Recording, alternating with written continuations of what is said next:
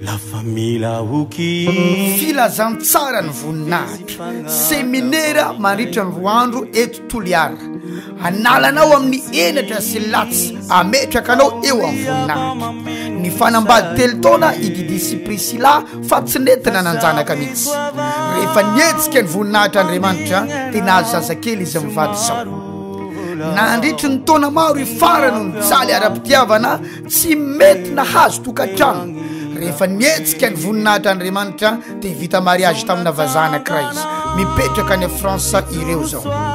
ninona situation mahamenatra nahazo anao sy nazonao latsatra amin'izay tongava andray ny filazantsara ny voninahitra iarahanao amin'ny pasteur Isidore Andrianerina avy any Mahajanga asabotsy 9 Jolay amin'ny valo sasany maraina ao amin'ny Cap alahady 3 Jolay ao amin'ny hôtel Le Palais du Vieux amin'ny valo sasany ny maraina ny hariva amin'ny 3 ora tsy diso tsy misy vidim-pidirana